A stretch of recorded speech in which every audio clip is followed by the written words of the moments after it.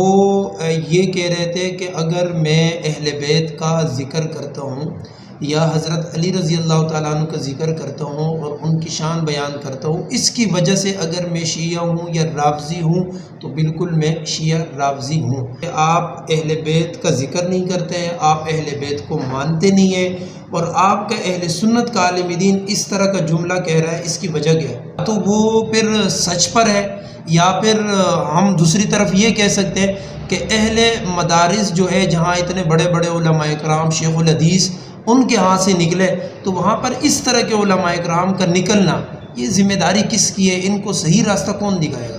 السلام علیکم، آپ دیکھ رہے ہیں DH4 نیوز اور میں ہوں آپ کا میزبان احمد خان۔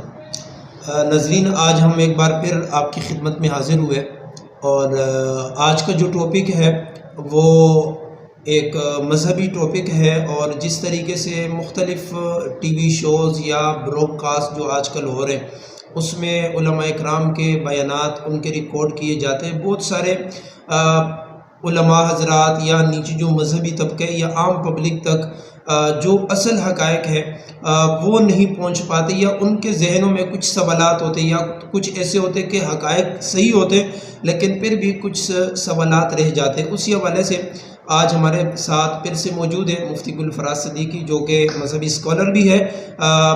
ان سے ہم باقاعدہ سوالات کا آغاز کرتے ہیں۔ سب سے پہلے مفتی صاحب، آپ کا بہت بہت شکریہ، آپ یہاں پر تشریف لائے، ہمیں ٹائم دیا۔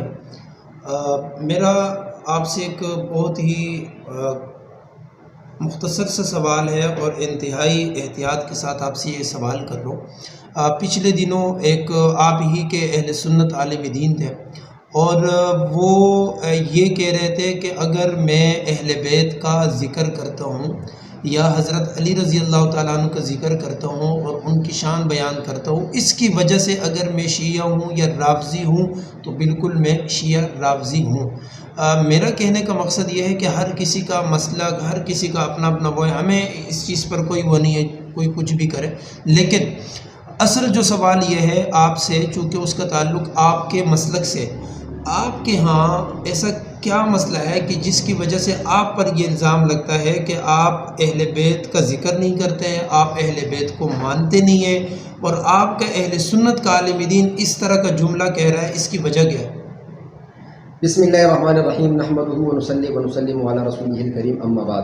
احمد خان صاحب، آپ کی پوری ٹیم کا ایک بار پھر شکریہ ادا کرتا ہوں۔ بہت ہی اہم ایشو پر آج آپ نے مجھے مدعو کیا، اور میں سب سے پہلے بڑے ہی ادب کے ساتھ یہ بات کہنا چاہوں گا کہ مفتی عبدالباقی صاحب نے گزشتہ دنوں میں ایک انٹرویو میں یہ کہا کہ اگر اہل بیت کا ذکر کرنا یہ رافضی ہونا یا شیعہ ہونا ہے تو میں سب سے بڑا شیعہ ہوں۔ اب مسئلہ یہ ہے، یہ ایک ٹرینڈ بن چکا ہے، کسی نے مشہور ہونا ہوتا ہے تو پھر اس ٹاپک کو چھیڑتا ہے۔ میرا ایک سوال ہے، وہ یہ ہے کہ کیا اہل سنت کی سینکڑوں کتابوں کے اندر صحابہ کرام کے ساتھ ساتھ اہل بیت کا تذکرہ نہیں ہوتا؟ یقیناً آپ نے سنا ہے۔ میں آپ کو ہزاروں لاکھوں ویڈیوز دکھا سکتا ہوں جس میں اہل سنت باقاعدہ طور پہ حضرت علی رضی اللہ تعالیٰ عنہ، حضرت حسن رضی اللہ تعالیٰ عنہ، حضرت حسین رضی اللہ تعالیٰ عنہ جیسی شخصیات کا، سیدہ فاطمہ الزہرا رضی اللہ تعالیٰ عنہ کا ذکر کرتے ہیں، اور یہ کوئی احسان نہیں کرتے، یہ ایمان کا حصہ ہے، ان سے محبت کرنا، عقیدت کرنا۔ میرا سوال یہ ہے، میں ایک سوال کرنا چاہتا ہوں مفتی عبدالباقی صاحب سے، کس نے کہہ دیا کہ اہل بیت کا ذکر کرنا یہ شیعہ ہونا ہے؟ ہم نے تو نہیں کہا۔ ہم کہتے ہیں کہ اہل بیت کا ذکر نہ کرنا یہ تعصبیت ہے، لیکن سوال یہ ہے کہ کیا کسی عالم دین نے، کسی اہل تشیع مکتب فکر سے تعلق رکھنے والے کسی بھی عالم دین نے کبھی یہ کہا کہ ابو بکر صدیق کا ذکر کرنا یہ اہل سنت ہے تو میں سنی ہوں؟ مجھے ایک دکھا دو۔ مجھے افسوس اس بات کا ہوتا ہے، میں ایسے مولویوں پر مجھے بڑا غصہ آتا ہے، میں کہتا ہوں یار اپنے عقیدے پر کم از کم آپ پختہ رہو، بات اہل بیت کی نہیں ہے۔ خدا کی قسم اگر کوئی شخص بھی اہل بیت میں ایسا نہیں ہے اور کوئی بھی اہل سنت میں ایسا نہیں ہے جو اہل بیت کی نعوذ باللہ ذرہ برابر بھی ان کے دل میں جو نا اہل بیت کے لیے کوئی بات ہو، یہ جھوٹ ہے، یہ الزام ہے۔ نہیں، یہ جو مولانا صاحب ہے، میرے خیال سے اس کا نام مولانا عبدالباقی نام ہے، یہ آپ ہی کے مدارس سے فارغ التحصیل ہے، آپ ہی کے مدارس سے انہوں نے تربیت حاصل کی۔ ایسی کیا وجہ ہے اہل سنت کے مدارس میں کہ وہ اپنے اس عقیدے پر، اپنے اس بات پر، اپنے جو ان کو وہاں سبق پڑھایا جاتا ہے وہ اس میں اکثر ہم نے دیکھا ہے کہ یا تو وہ کمزور پائے جاتے ہیں یا وہ دوسری طرف چلے جاتے ہیں، اپنے آپ کے جو اہل سنت طبقے کے جو لوگ ہیں ان سے زیادہ وہ دوسری کی جو ہے نا طرفداری کرتے ہیں۔ اب اس میں دو چیزیں، یا تو وہ پھر سچ پر ہے، یا پھر ہم دوسری طرف یہ کہہ سکتے ہیں کہ اہل مدارس جو ہے جہاں اتنے بڑے بڑے علماء کرام شیخ الحدیث ان کے ہاں سے نکلے، تو وہاں پر اس طرح کے علماء کرام کا نکلنا، یہ ذمہ داری کس کی ہے؟ ان کو صحیح راستہ کون دکھائے گا؟ دیکھیے بات یہ کہ ایک بات تو یہ کہ جتنے بھی پروگرام آج تک ٹی وی چینل پہ ہوئے ہیں وہ ایسے ہی مولویوں کو بلاتے ہیں جو نیم رافضی ہوتے ہیں، ٹھیک ہے، جن کا تعلق اہل سنت سے ضرور ہوتا ہے لیکن وہ عقائد پر بات نہیں کر سکتے۔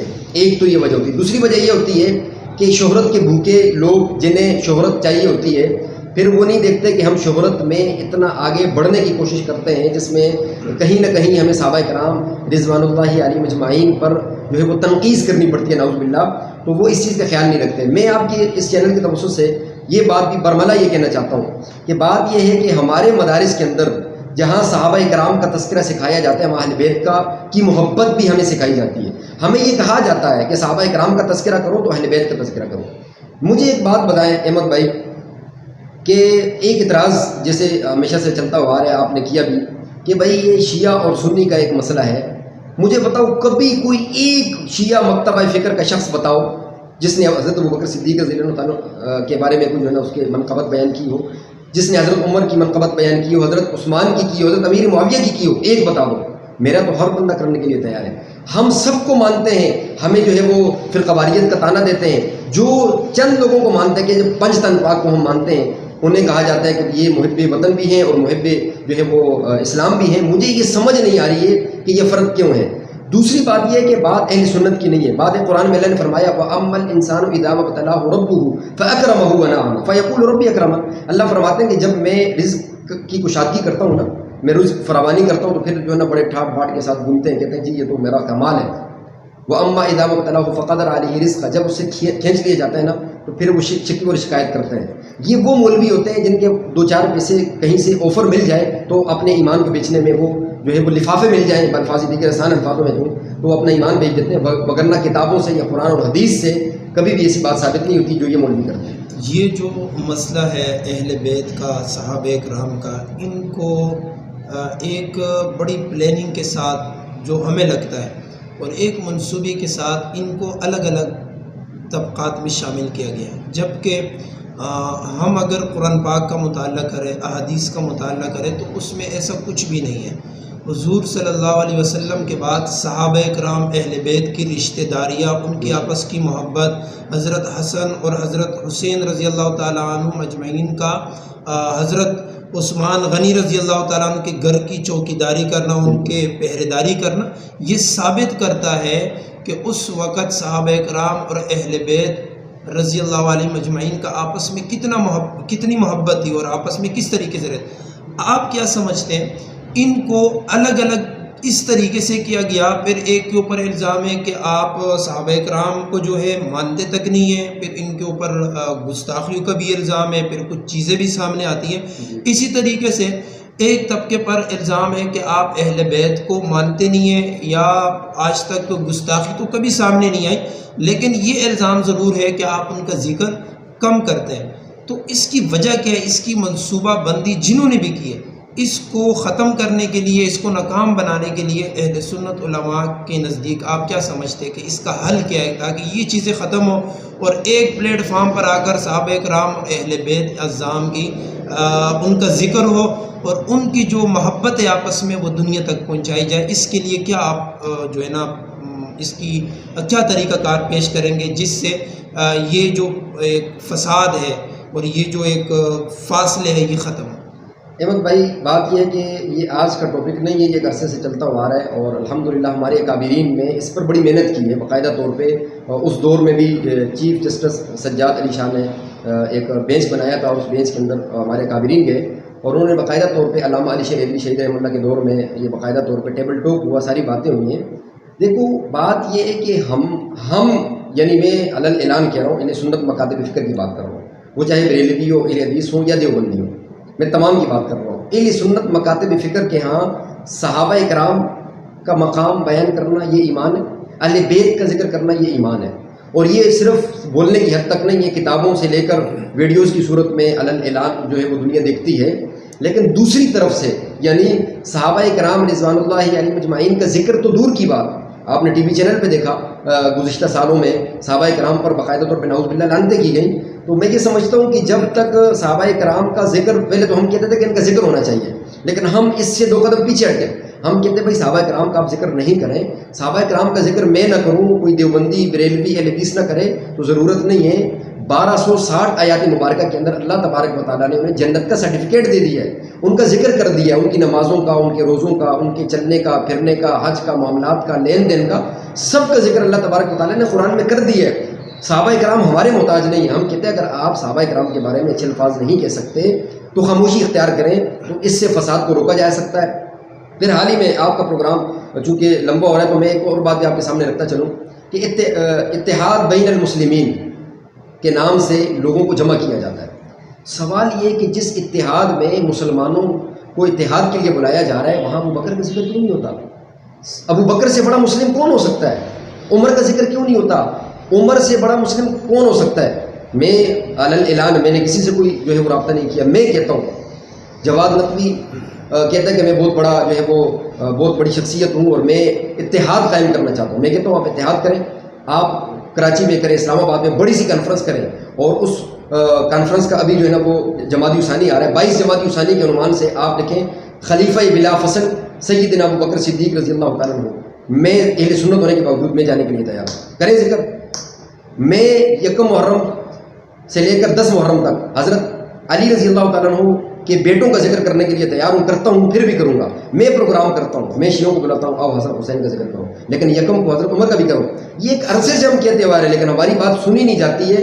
میں آپ کی اس ویڈیو کے توسط سے میں سمجھدار لوگوں سے، عقل مند لوگوں سے، میں باشعور طبقے سے، وہ چاہے کسی بھی محکمے میں ہوں، وہ چاہے سیاستدان ہوں، وہ چاہے کسی ریاستی اداروں میں ہوں، میں ان سے گزارش کرنا چاہتا ہوں. میں کہتا ہوں سوشل میڈیا کا دور ہے، آپ آئیں، دین کو سمجھیں، قرآن کو سامنے رکھیں، کسی کی بات نہ مانیں. لیکن صحابہ کا جب ذکر قرآن میں آ گیا تو بات فائنل ہو گئی. انشاءاللہ امید ہے کہ اس ویڈیو اور اس پیغام کے ذریعے بہت سارے لوگ اس بات کو سمجھ جائیں. ٹھیک ہے، آپ کی بڑی نوازش، آپ نے ہمیں ٹائم دیا اور جو باتیں آپ تک پہنچی ہے مجھے امید ہے کہ آپ کو اس انٹرویو میں، اس ویڈیو میں بہت ساری باتیں اچھی لگی ہوں گی. ہماری کوشش ہے ہم ایسی بات کریں، ایسا میسج آپ تک پہنچائے جس سے امت میں اتحاد کی فضا قائم ہو اور بھائی چارے کی فضا قائم ہو، جس میں حضور صلی اللہ علیہ وسلم نے فرمایا کہ آپس میں بھائیوں کی طرح رہو، اور ہم آپس میں بھائیوں کی طرح رہیں، پاکستانی بن کر رہے، اور دنیا کو پیغام جائے کہ پاکستان کے اندر انسانیت ابھی تک زندہ ہے، اور ہم انسانی حقوق کے حوالے سے پاکستان کی طرف سے کوئی کمپلین نہ جائے بلکہ ہم ایک اچھا میسج دیں. اگر کوئی اس میں آپ کو بات بری لگتی ہے، کوئی مسئلہ ہوتا ہے، آپ ہمیں رابطہ کر سکتے ہیں، کامنٹ کر سکتے ہیں، ہم آپ سے رابطہ کریں گے. آپ ہمارے ساتھ بیٹھنا چاہیں ہم اس کے لیے بھی تیار ہیں. آپ کا پیغام اور آپ کی ریکارڈنگ بھی کریں گے، اور انشاءاللہ اگلی ویڈیو میں ہم دوبارہ ملتے ہیں. تب تک کے لیے اللہ حافظ.